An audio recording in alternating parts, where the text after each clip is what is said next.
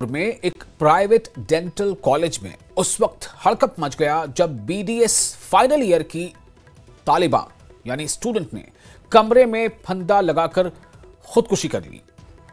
इस वाकये की जानकारी गुरुवार रात की बताई जा रही है और जब रात 11 बजे हॉस्टल में उसकी रूममेट पहुंची तो उसे देखा कि श्वेता कमरे में फंदे से लटकी हुई है। मामला उदयपुर के पैसिफिक डेंटल कॉलेज का बताया जा रहा है। छात्रा का नाम श्वेता सिंह था जो जम्मू की रहने वाली थी और पुलिस कांस्टेबल की बेटी थी। गुरुवार रात 11 बजे उसकी रूममेट कमरे में पहुंची तो श्वेता फंदे पर लटकी मिली। हॉस्पिटल ले जाया गया लेकिन डॉक्टरों ने मृत घोषित कर दिया। मौके से एक सुसाइड नोट भी मिला है जिसमें कॉलेज स्टाफ पर टॉर्चर और करप्शन के इल्जाम लगाए गए हैं। शुक्रवार सुबह स्टूडेंट ने धरना देकर कॉलेज का गेट बंद कर दिया और श्वेता के इंसाफ की आवाज बुलंद की।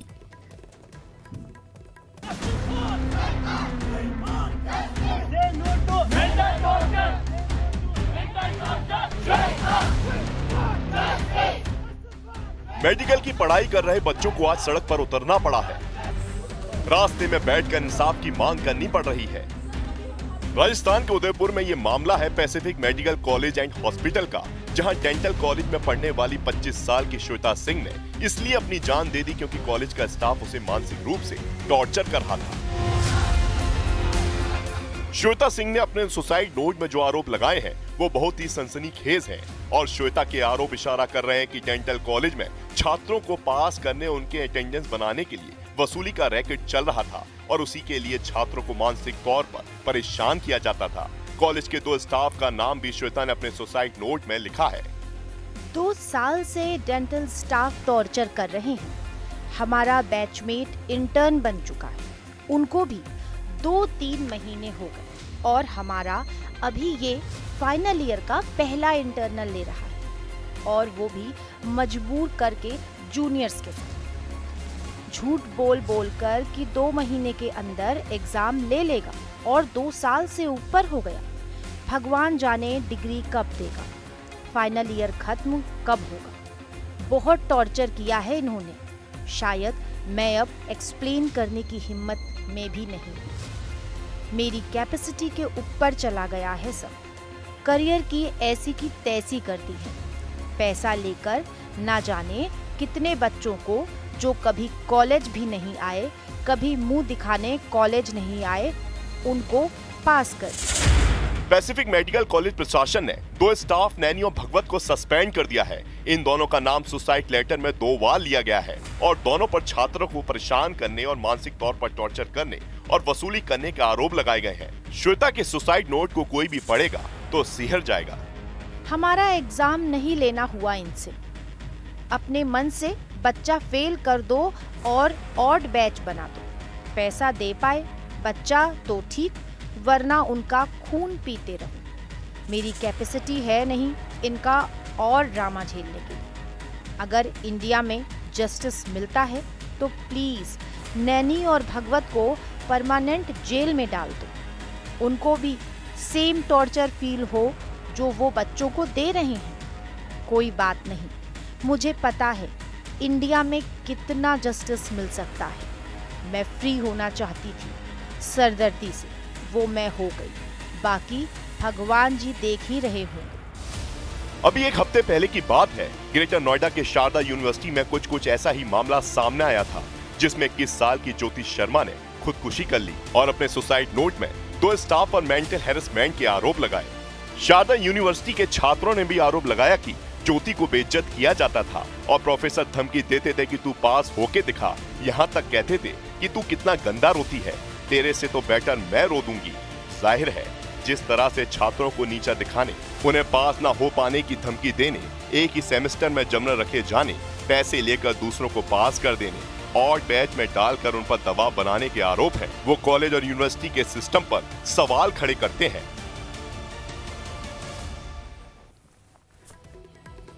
तो आपने ये रिपोर्ट देखी और अब हम आपको सीधे ले चलते हैं अपने रिपोर्टर समीर के पास जो इस वक्त मौजूद हैं श्वेता के कुछ घर वाले उनके रिश्तेदारों के साथ। समीर, आपके पास आ रहा हूं। जी बिल्कुल, यहाँ पे मैं अपने कैमरामैन दिखाएंगे दोबारा से, पहले विजुअल दिखाएंगे अंदर के, फिर मैं इनके रिश्तेदारों से दोबारा बात करूंगा। देखिए ये जो रिश्तेदार हैं, इनकी जो माता जी भी दिख रही होंगी आपको विजुअल्स में, और माता जी के साथ साथ जो बाकी रिश्तेदार हैं वो भी यहाँ पे भारी संख्या में यहाँ पे पहुंचे हैं इनके घर वालों के पास। और यहाँ पे पूरा जो ये मुठीक में इनका घर है, शारिका विहार इसको बोलते हैं। बेसिकली ये डोडा से हैं, इनका घर जो है एक्चुअल में ये डोडा से हैं, लेकिन इनके पापा जो पुलिस में नौकरी करते हैं और फिर इन्होंने अपना ये मकान यहाँ पे बनाया है। 2 भाई और 2 बहनें हैं ये, और 2 भाई हैं, 2 बहनें हैं और 1 भाई है। ये बड़ी बहन थी इनकी, और बड़ी ही लाडली, कहा जाता है कि लाडली बहन थी। लेकिन जब से घर वालों ने उनके सुसाइड का जो सुना है, न्यूज़ सुनी है, तब से ये बिल्कुल ही ख़त्म हो गए हैं। एक्चुअली इनके सर पे पहाड़, गमों का पहाड़ पड़ गया है, और यहाँ पे सिर्फ सख्ती आवाज़ें आ रही हैं, आंसू छलक रहे हैं, और दर्द जो है वो पूरे समा को बांधे हुए है। हर तरफ दर्द ही दर्द है, और हर कोई परेशान है, हर कोई ये सोच रहा है कि आखिर ये क्यों हुआ। लेकिन जो घर वाले हैं वो लगातार यही कह रहे हैं कि श्वेता एक बोल्ड लड़की थी, लेकिन सेंसिटिव थी। वो घर वालों को परेशान ज़्यादा नहीं करना चाहती थी इस बार, और इसलिए अभी शादी में भी आई थी, लेकिन शादी में भी उसने कोई बात नहीं कही और सिर्फ यहाँ से चली गई और कहा कि मेरे एग्जाम है। और सुसाइड में भी उसने लिखा है कि कई लोगों ने उनके नाम भी लिखे हैं। लेकिन मैं इनसे फिर दोबारा, इनकी सिस्टर जो है यहाँ पे, उनसे मैं पूछना चाहूँगा दोबारा। हम उनसे लगातार बात भी कर रहे हैं, क्योंकि उनकी माता जी से मैं बात पहले भी की है, वो थोड़ी ज़्यादा बात नहीं कर पा रही है, और हम समझ सकते हैं उनकी कैफियत को। आप उनकी सिस्टर हैं, आप हमसे लगातार ये बात कर रही थी। जब वो शादी में आई थी, कितने दिन आई थी यहाँ पे, और किस तरह का उसका मिजाज था? सर वो 1 महीना यहाँ पे रुकी थी और बहुत अच्छे से रही थी। उसने मतलब कोई ऐसी बात नहीं की। मम्मी को उसने बात बताई हुई थी अपनी, और जो छोटी सिस्टर है उसको भी उसने थोड़ा मतलब कि शेयर किया था कि हमें परेशान किया जा रहा है। मदर को उसने 1-2 बार बोला था कि आप उतनी दूर आ नहीं सकते हो, तो आप कॉल पे ही हमारे जो टीचर हैं उनके साथ थोड़ा बात कर दो कि बच्चों के पेपर ले लो, तो जो है सब फी वगैरह जो भी है पैसा हम पे कर देंगे। आई, अच्छे से रही। तो शादी अभी हुई नहीं थी, शादी से पहले ही कॉल आ गया वहाँ से कि आपकी भाई डेट शीट आई है, तो आप पेपर के लिए वापस आ जाओ। तो वो वापस चली गई, क्योंकि पेपर फर्स्ट प्रेफरेंस तो वही एग्जाम देना है उसको। वो चली गई उधर, तो ये फैमिली बाकी वाली जो थी वो शादी के लिए डोडा चले गए। तो वहाँ पे वो रही सर 1 हफ्ता पहले ही यहाँ से वापस गई थी वो। तो फिर वहाँ से उसने ऐसी कोई बात बताई भी नहीं फैमिली को कि कुछ हो रहा है या कुछ। लेकिन हमें लगता है कि उसको पेपर उन्होंने लिया ही नहीं, और उसको फिर से उन्होंने परेशान किया कि तू मेरे पैसे पे दे, उसके बाद हम तेरे पेपर लेंगे। एक्चुअली वो 2 साल से लड़की को इसी तरह से जो थे टाल रहे थे। पिछले 6-7 महीनों में पहले इसने 1.5 लाख रुपया लगभग इन्होंने पे किया हुआ है। उसके रिसिप्टें वगैरह, स्क्रीनशॉट सब इनके पास पड़ा हुआ है कॉलेज के को इन्होंने, लेकिन तब भी उनका पेपर नहीं लिया गया। तब उसको कहा गया था कि 2 महीने के बाद पेपर होगा। अब तुम्हारी जो थी वो डेट शीट खत्म हो गई, तुमने पैसे जो थे लेट दिए, तो अब 2 महीने के बाद हम तुम्हारा एग्जाम लेंगे। और 2 महीने करते करते लगभग 6-7 महीने फिर से हो गए।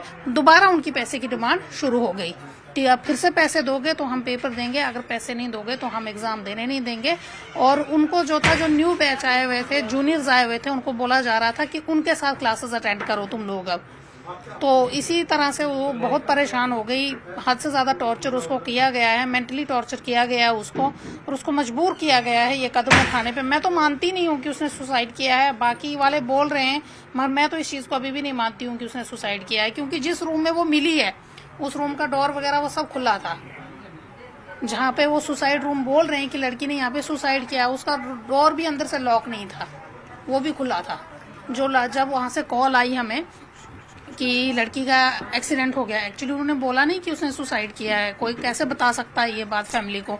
उसी किसी फ्रेंड ने कॉल किया था। जब मदर ने बोला कि क्या कैसी हालत है उसकी, तो उसने फोन कट करके ऑफ कर दिया। फिर उन्होंने जो की वार्डन थी उसको फोन किया, तो उसने बोला ही नहीं जी उसने सुसाइड अटेम्प्ट किया है, तो हम उसके हॉस्पिटल ले गए हैं। ये रात को कोई 1-1:30 बजे की बात है, वीरवार की बात है ये।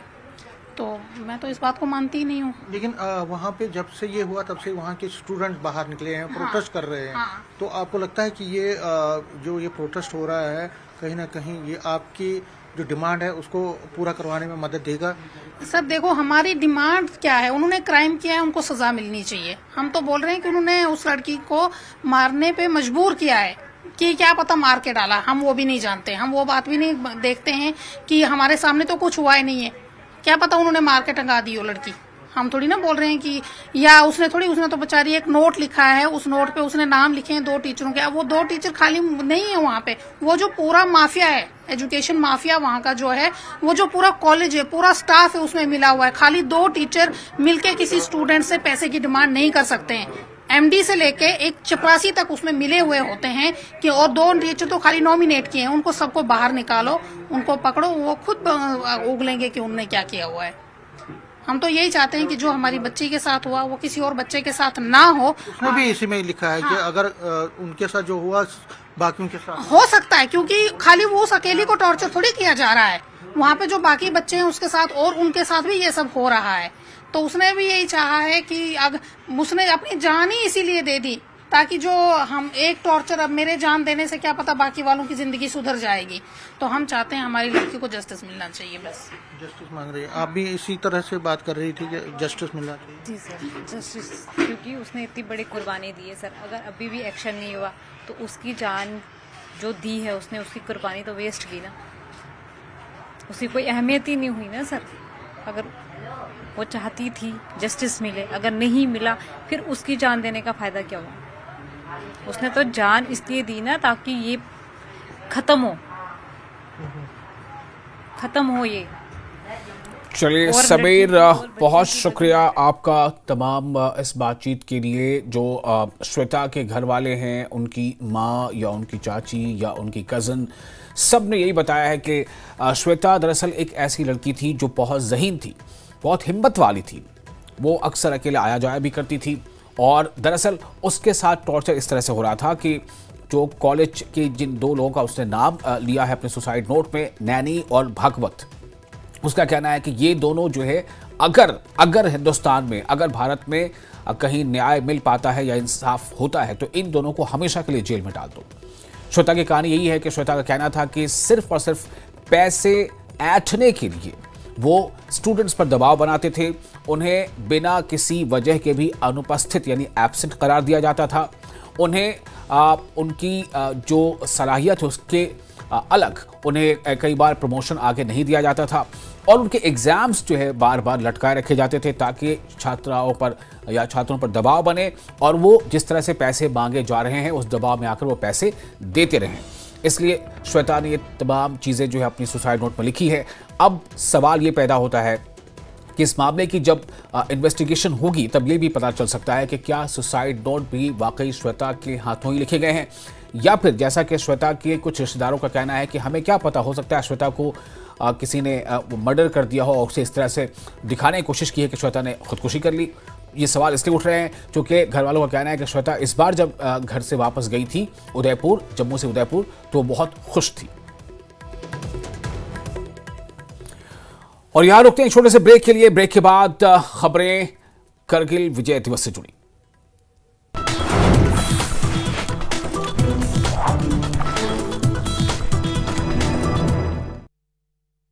अगर दर्द से परेशान। ऑपरेशन विजय के 26 साल पूरे, द्रास में करगिल युद्ध के शहीदों की याद में कार्यक्रम।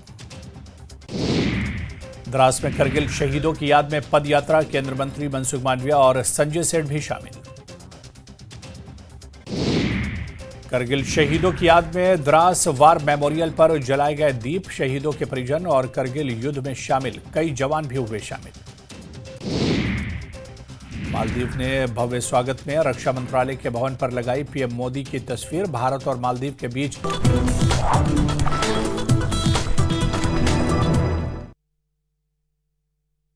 अगर दर्द से। महिलाओं पर विवादित बयान देकर निशाने पर आए कथावाचक अनिरुद्धाचार्य ने मांगी माफी, लड़कियों को लेकर दिया था विवादित बयान।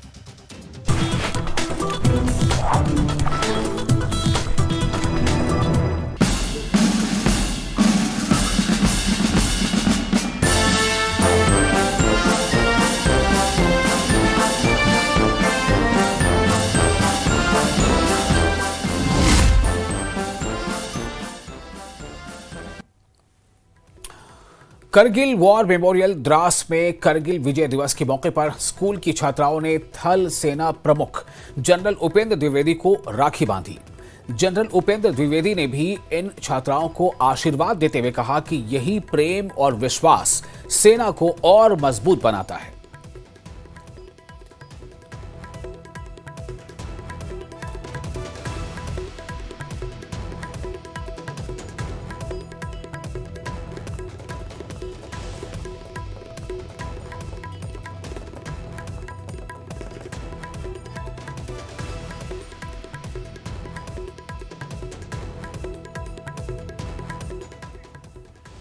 और करगिल विजय के 26 साल पूरे हो गए हैं। आज ही के दिन 26 जुलाई 1999 को भारत ने करगिल वॉर में जीत हासिल की थी। करीब 84 दिन चली इस जंग में पाकिस्तान को धूल चटाई थी और ऊंची पहाड़ियों पर फिर से कब्जा किया था। विजय दिवस के 26 साल को लेकर देश उत्सव मना रहा है। राष्ट्र देशभक्ति में सराबोर है, अपने वीर जवानों को नमन कर रहा है। दिल्ली से द्रास तक शहीदों को सलाम किया गया। दिल्ली के नेशनल वॉर मेमोरियल पर रक्षा मंत्री राजनाथ सिंह ने जांबाजों को श्रद्धांजलि दी है। इसके अलावा सीडीएस अनिल चौहान ने भी शहीदों को नमन किया है। वहीं द्रास में army chief general Upendra Dwivedi मौजूद रहे। जनरल उपेंद्र द्विवेदी ने शहीदों को परिवारों से भी उन्होंने मुलाकात की और 1999 की करगिल जंग को याद किया। इस दौरान द्रास में करगिल वॉर मेमोरियल पर फूलों की बरसात भी की गई।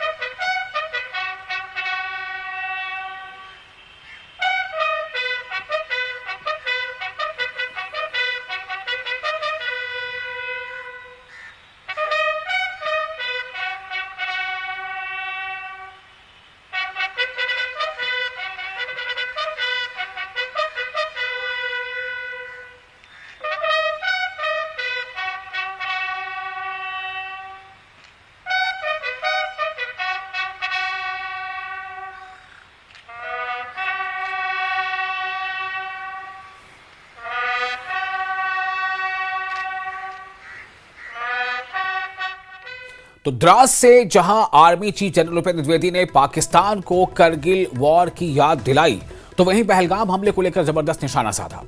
आर्मी चीफ ने कहा कि भारतीय सेना ने ऑपरेशन विजय की परंपरा को ही ऑपरेशन सिंदूर में आगे बढ़ाया है। उन्होंने कहा कि हमने 6 और 7 मई की रात बिना किसी पाकिस्तानी नागरिक को नुकसान पहुंचाए आतंकी ठिकानों को ध्वस्त किया। हमने शांति का अवसर दिया, लेकिन पाकिस्तान ने कायरता दिखाई। उन्होंने दोहराया कि हमने पाकिस्तान की कायरता का जवाब पराक्रम से दिया है। साल 1999 में भारतीय सेना ने ऑपरेशन विजय के अंतर्गत कारगिल की ऊंचाइयों पर एक अद्वितीय विजय प्राप्त की थी। उस युद्ध में भारतीय सेना ने ऊंची पहाड़ियों पर बैठे पाकिस्तान सैनिकों और घुसपैठियों को खदेड़कर हमारी सीमा से बाहर कर दिया था और तिरंगे को इन बर्फीली चोटियों पर फहराया था। यह वह क्षण था जब भारत ने स्पष्ट कर दिया कि उसकी सीमाओं के भीतर किसी भी नापाक इरादे को सफलता नहीं मिलेगी। भारत की एकता और अखंडता पर कोई आंच नहीं आने दी जाएगी। इसी परंपरा को आगे बढ़ाते हुए ऑपरेशन सिंदूर के दौरान भी भारतीय सेना ने उसी अदम्य साहस और दृढ़ संकल्प के साथ पाकिस्तान समर्थित टेररिस्ट इंफ्रास्ट्रक्चर को निशाना बनाया और पाकिस्तान की अन्य आक्रामक कार्रवाइयों को प्रभावशाली ढंग से विफल करते हुए एक निर्णायक जीत हासिल की। हमने शांति को अवसर दिया, पर उसने कायरता की कार्रवाई की और उसका उत्तर केवल हमने पराक्रम से दिया। ऑपरेशन सिंदूर हमारा संकल्प, संदेश भी और उत्तर भी। पहलगाम में हुई कायरतापूर्ण आतंकी हमला पूरे देश के लिए गहरी चोट था, लेकिन इस बार भारत ने सिर्फ शोक नहीं जताया, बल्कि ठान लिया कि अब जवाब निर्णायक होगा। देशवासियों का अटूट विश्वास और सरकार द्वारा दी गई रणनीतिक स्वतंत्रता से भारतीय सेना ने एक सुनियोजित, सटीक और निर्णायक जवाब दिया। भारतीय सेना ने 6 और 7 मई की रात को पाकिस्तान और पाकिस्तान ऑक्यूपाइड जम्मू एंड कश्मीर में 9 हाई वैल्यू आतंकवादी ठिकानों को निशाना बनाया, बिना किसी मासूम नागरिक को हानि पहुंचाए हुए। यह केवल जवाब नहीं था, यह स्पष्ट संदेश था कि आतंकवाद को सहारा देने वाले अब नहीं बचेंगे। 7 से 9 मई को पाकिस्तान द्वारा की गई सैन्य कार्रवाई का भारतीय सेना ने नपातुला और सटीक जवाब दिया। हमारी आर्मी एयर डिफेंस एक अजय दीवार बनकर सामने खड़ी रही, जिसे कोई ड्रोन या मिसाइल भेद नहीं सका। यह सब होल ऑफ नेशन अप्रोच के अंतर हुआ, जहां थल सेना, वायु सेना, नौसेना और अन्य सरकारी और प्राइवेट डिपार्टमेंट्स सब एक साथ मिलकर खड़े हुए, जिसमें एनजीओ भी शामिल थे। जो भी शक्तियां भारत की संप्रभुता, अखंडता या जनता को क्षति पहुंचाने की योजना बना रही हैं, उन्हें करारा जवाब दिया जाएगा और आगे भी दिया जाएगा। यही भारत देश का न्यू नॉर्मल है।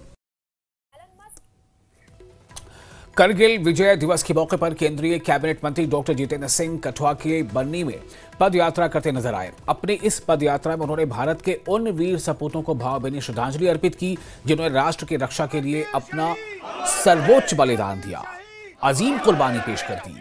उनके साथ इस पैदल यात्रा में बड़ी तादाद में बीजेपी के कार्यकर्ता और मकामी लोग भी मौजूद थे।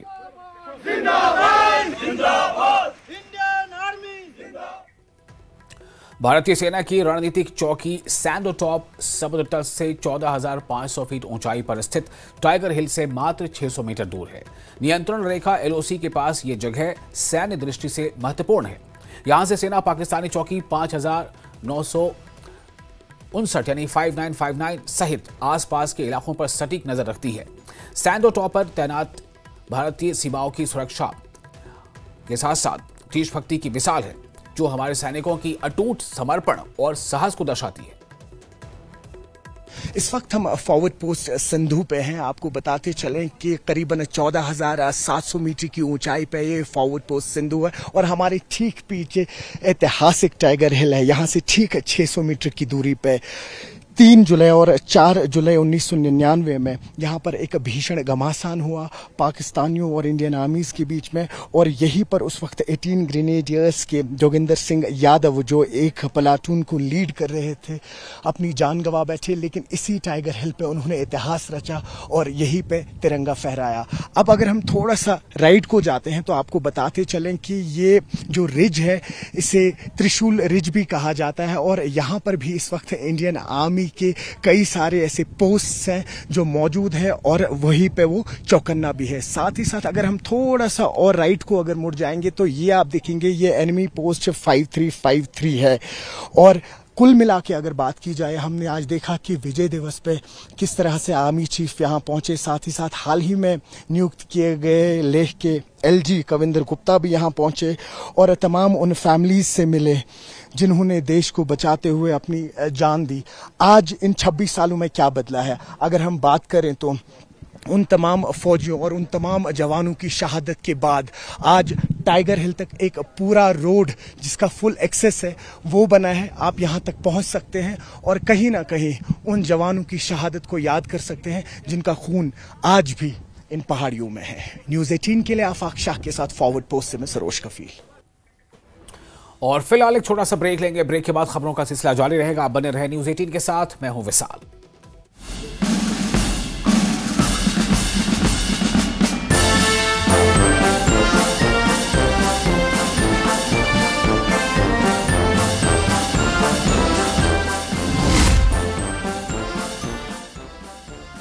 मीट मटन मसाला। ऑपरेशन विजय के 26 साल पूरे। द्रास में करगिल युद्ध के शहीदों की याद में कार्यक्रम। द्रास में करगिल शहीदों की याद में पद यात्रा। केंद्रीय मंत्री मनसुख मांडविया और संजय सेठ भी शामिल। करगिल शहीदों की याद में द्रास वार मेमोरियल पर जलाए गए दीप। शहीदों के परिजन और करगिल युद्ध में शामिल कई जवान भी हुए शामिल। मालदीव ने भव्य स्वागत में रक्षा मंत्रालय के भवन पर लगाई पीएम मोदी की तस्वीर। भारत और मालदीव के बीच व्यापार से लेकर रक्षा सौदों समेत कई समझौते हुए। संसद में गतिरोध खत्म करने पर बनी सहमति। सोमवार से नियमित तरीके से चलेगी लोकसभा की कार्यवाही। स्पीकर ने बुलाई सभी दलों की बैठक में टूटा गया।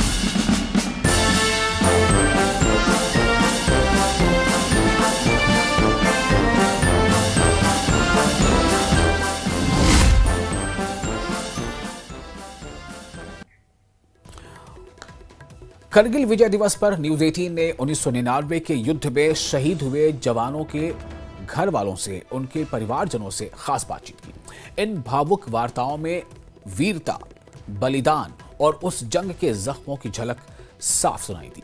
1999 का करगिल युद्ध भारतीय सैन्य इतिहास में एक फैसलाकुन मोड़ था। इसमें 527 भारतीय जवानों ने अजीम कुर्बानी पेश कर दी थी। भारत ने दुश्मन को हराकर एक फैसलाकुन फतह यानी निर्णायक विजय दर्ज की। आज उन शहीदों को नमन करते हुए पूरा देश गर्व महसूस कर रहा है। कुछ फैमिली मेंबर्स हैं उन शहीदों के, आज हमारे साथ, उनसे बात करेंगे। आप पहले परिचय दें अपना। मैं राजवीर सिंह, सन ऑफ कारगिल शहीद सत्यवीर सिंह शेखावत, एंड हम राजस्थान से बिलोंग करते हैं, चूरू से। और मेरे पिताजी कारगिल वॉर में शहीद हुए थे 28 जून 1999। अच्छा, तो ये बताएं कि आप लोग यहाँ पहुँचे, हमने देखा कल से कई सारे इंटरैक्शंस हुई आपकी अलग अलग लोगों से। आज आर्मी चीफ भी यहाँ पे आए हुए थे।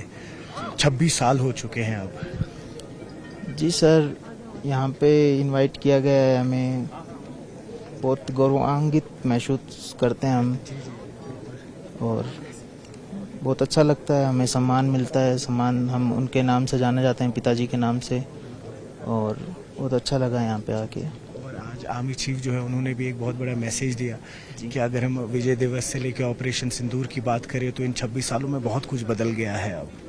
जी, बहुत कुछ बदल गया है, टेक्नोलॉजी भी बदल गई है और आर्मी एडवांस्ड हो। ये बताएं, अब 26 साल पूरे हो चुके हैं आज और खराज अकीदत पेश किया गया, श्रद्धांजलि दी गई, आर्मी चीफ खुद आए थे और एक बहुत स्ट्रॉन्ग मैसेज मिला है कि 1999 में जब ऑपरेशन विजय शुरू हुआ और आज ऑपरेशन सिंदूर तक एक सफ़र बहुत लंबा रहा है।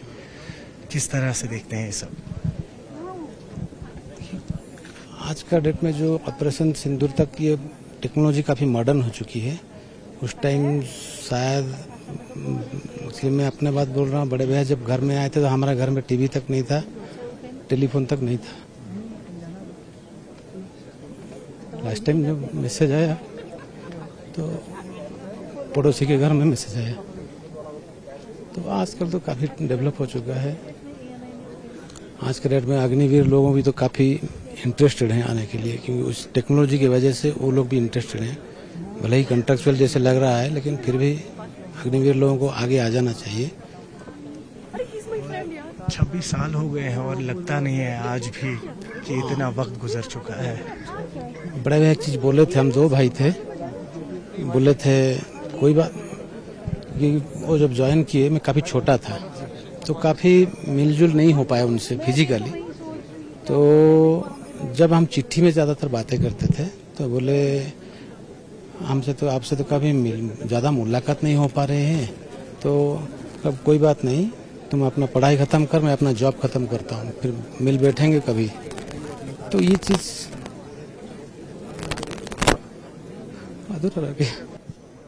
आज से ठीक 26 साल पहले की अगर हम बात कर ले तो यही तोलो लिंक के पास ही, और साथ ही साथ जो यहाँ पर टाइगर हिल है, यही से हमारी सेनाओं ने पाकिस्तानियों को खदेड़ के यहाँ से निकाला था। और उसी के चलते हुए आज जो army chief general Upendra Dwivedi है वो यहाँ पर पहुँचे और तमाम फैमिली मेम्बर्स जो हैं और NOKs उनसे मुलाकात की, 1-to-1 उनसे बात की। और साथ ही साथ हाल ही में बने हुए उपराज्यपाल कविंदर गुप्ता भी यहाँ पहुँचे हुए थे। आपको बताते चले कि फैमिली मेंबर्स से आर्मी चीफ ने बात की, एक आश्वासन दिया और साथ ही साथ ये भी कहा कि जो हमारे वॉर वेटरन्स हैं उनके लिए हमेशा शुक्रगुजार रहेंगे। और लेकिन वही कई सारे नए रिक्रूट्स हैं, उनसे काफ़ी ज़्यादा उम्मीदें हैं। बहुत कुछ बदला है जैसे कि आर्मी चीफ ने कहा, सन 1999 के ऑपरेशन विजय से लेके आज ऑपरेशन सिंदूर तक।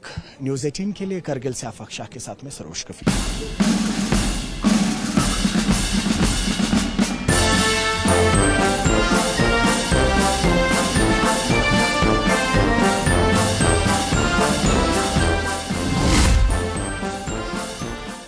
अगर दर्द से परेशान। महिलाओं पर विवादित बयान देकर निशाने पर आए कथावाचक अनिरुद्ध आचार्य ने मांगी माफी। लड़कियों को लेकर दिया था विवादित बयान। वृंदावन के कथावाचक अनिरुद्ध आचार्य के विवादित बयान पर मथुरा में विरोध तेज। बार एसोसिएशन के वकीलों ने पुतला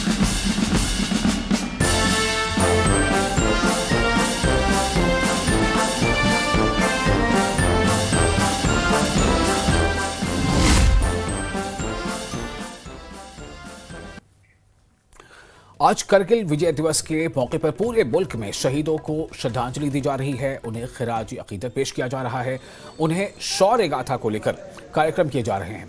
जम्मू कश्मीर में भी शहीदों को नमन किया गया और उनकी शहादत को सलाम पेश किया गया।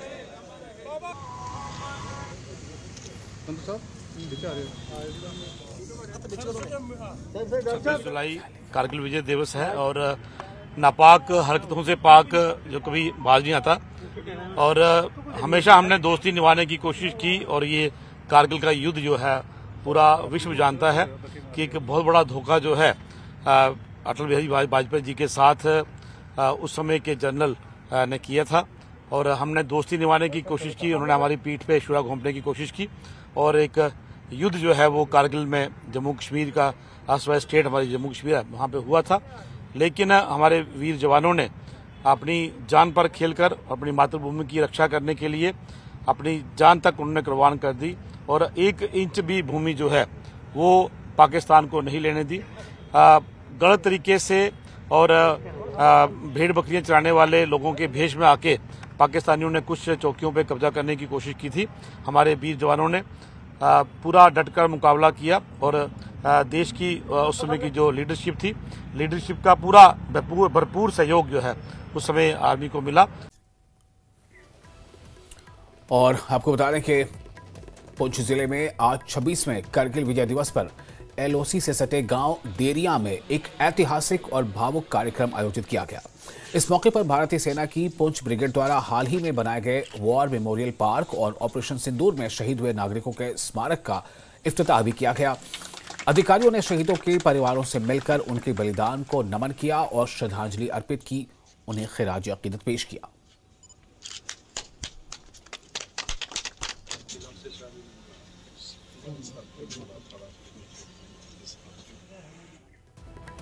करगिल विजय दिवस के मौके पर बीजेपी के महासचिव अशोक कौल ने कुपवाड़ा का दौरा किया। उन्होंने डाक बंगले में पार्टी कार्यकर्ताओं के साथ एक अहम बैठक की, जिसमें वरिष्ठ बीजेपी नेता और बीजेपी कुपवाड़ा जिला अध्यक्ष भी मौजूद रहे। प्रतिनिधिमंडल ने रेगीपोरा चौक जाकर करगिल युद्ध में शहीद हुए वीर जवानों को श्रद्धांजलि दी। दल ने मुख्य चौक कुपवाड़ा तक पदयात्रा भी की और स्थानीय लोगों से संवाद करते हुए यह दोहराया कि बीजेपी शहीदों की याद को संजोने और राष्ट्रीय सेवा के प्रति प्रतिबद्ध है।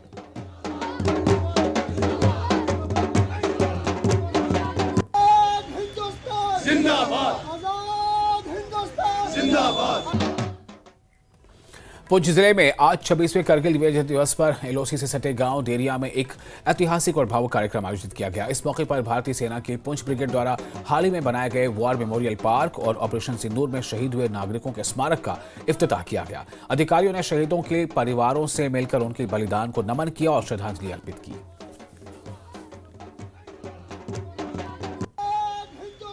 जिंदाबाद, जिंदाबाद।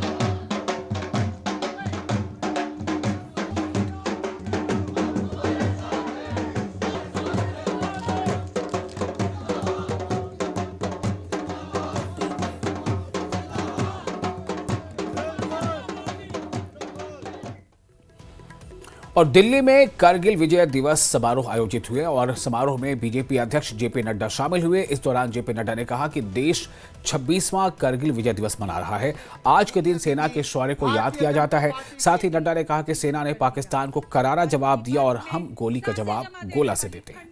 जब मां नहीं बल्कि उस अटूट राष्ट्रभक्ति और बलिदान की प्रतीक है, जिस पर यह देश युगों तक गर्व करता रहेगा। एक जोरदार ताली। हमने देखा है कि किस तरीके से कोर हेडक्वार्टर ने, सिवाय उसके कि उन्होंने उन्होंने हमारे हेडक्वार्टर्स को, नेशनल हेडक्वार्टर्स को बताने के सिवाय और वो कुछ नहीं कर पाए।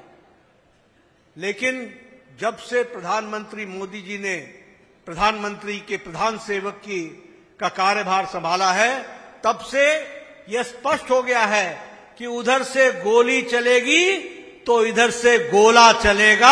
यह बात भी हमको ध्यान में रखना चाहिए। गोलियां बरसाते रहना है जब तक कि उधर से गोली चलना बंद ना हो जाए। ये आज भारत का न्यू नॉर्मल हो गया है। यह है नया नॉर्मल, जिसको हमको समझना होगा। हम सब जानते हैं भारत विस्तारवादी नहीं है, लेकिन राइट टू रिएक्ट, अगर कोई हमारे ऊपर अटैक करेगा तो उसको भरपूर जवाब दिया जाएगा। यह हमारा न्यू नॉर्मल है। 26वें करगिल विजय दिवस के मौके पर उधमपुर में पूर्व सैनिक सेवा परिषद द्वारा शहीद मेजर नारायण सिंह चौक पर भव्य कार्यक्रम आयोजित किया गया। कार्यक्रम में मौजूद लोगों ने वीर सैनिकों को पुष्पांजलि अर्पित कर उनकी शहादत को नमन किया। स्थानीय नागरिकों और स्कूली बच्चों ने मिलकर देशभक्ति की भावना से श्रद्धांजलि दी। शहरियों को, पूरे देशवासियों को सबसे पहले कारगिल विजय की बहुत बहुत बधाई।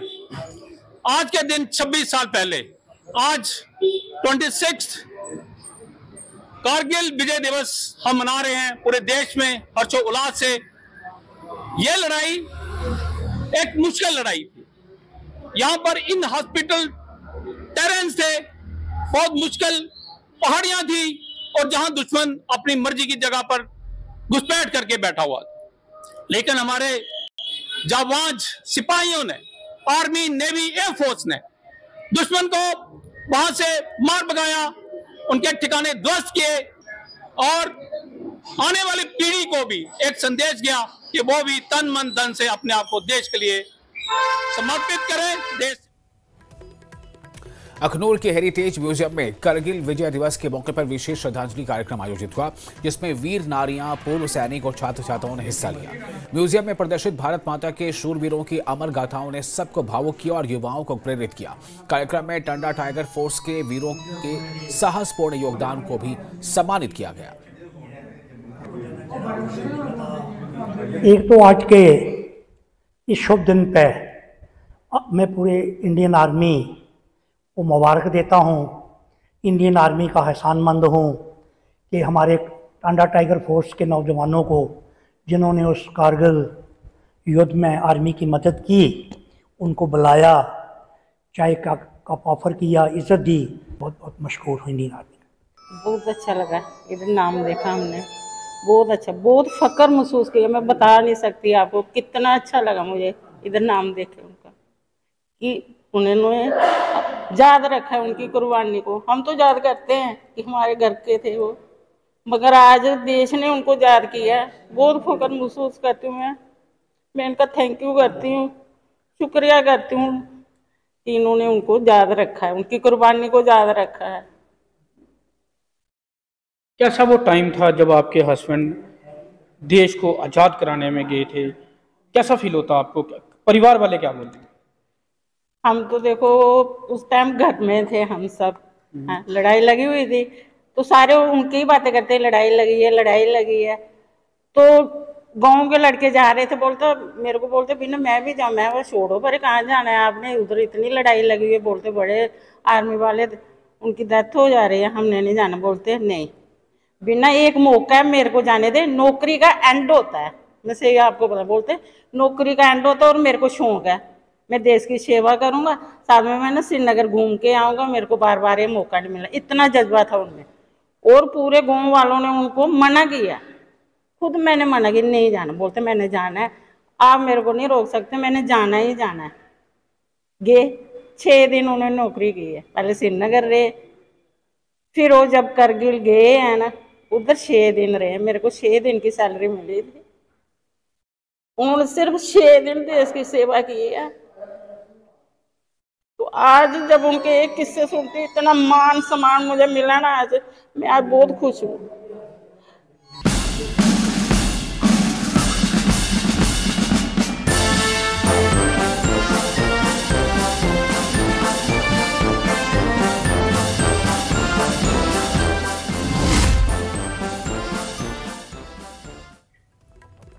खबरों में आगे बढ़ते हैं। मुख्यमंत्री उमर अब्दुल्ला राज्य का दर्जा बहाली के मुद्दे पर एलजी से जम्मू कश्मीर विधानसभा का 2 दिवसीय विशेष सत्र बुलाने की सिफारिश करने वाले हैं, जिसे लेकर बीजेपी ने प्रतिक्रिया दी है।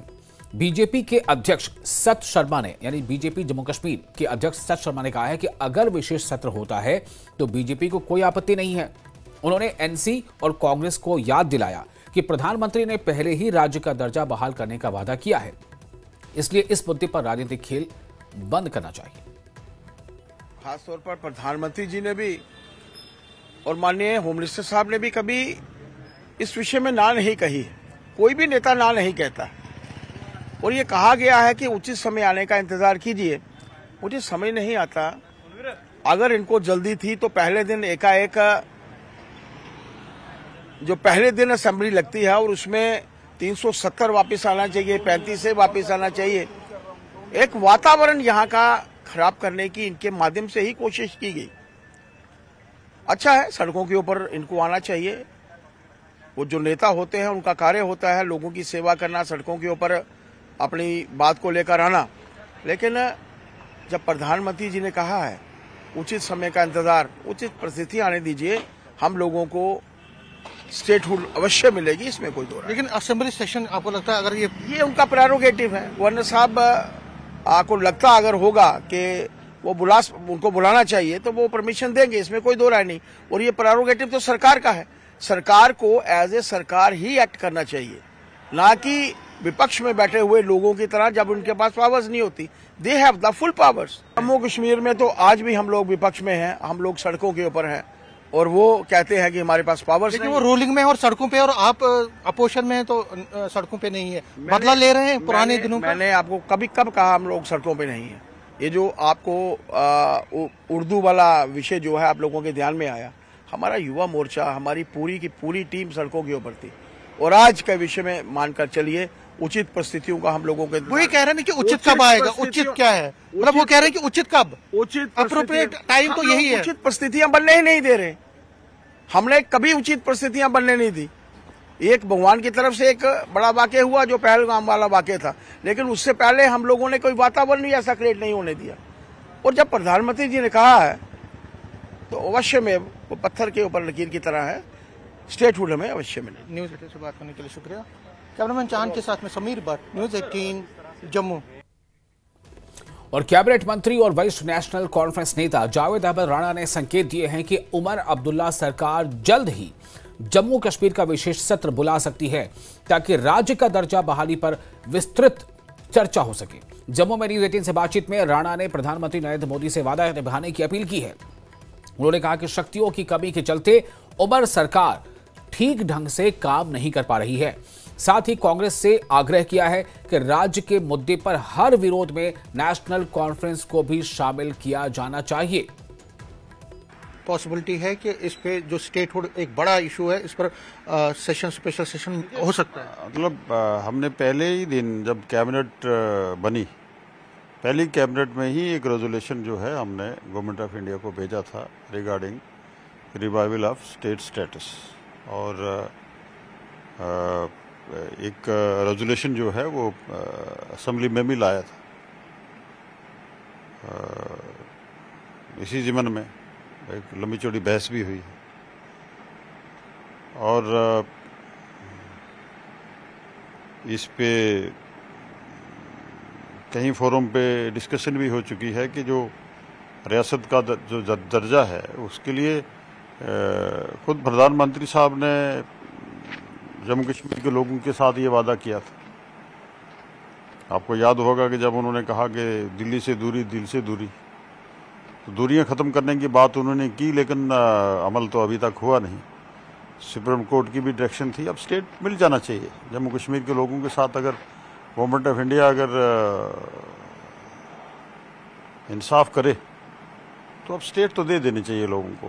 जम्मू कश्मीर के लोगों ने एक बड़ा मैंडेट दिया है नेशनल कॉन्फ्रेंस को, हमें काम करने दीजिए। जम्मू कश्मीर में नेशनल कॉन्फ्रेंस ने बड़ी कुर्बानियाँ दी हैं और कुर्बानियाँ देने के बाद हम लोग फिर लोगों के मैंडेट से हम यहाँ आए।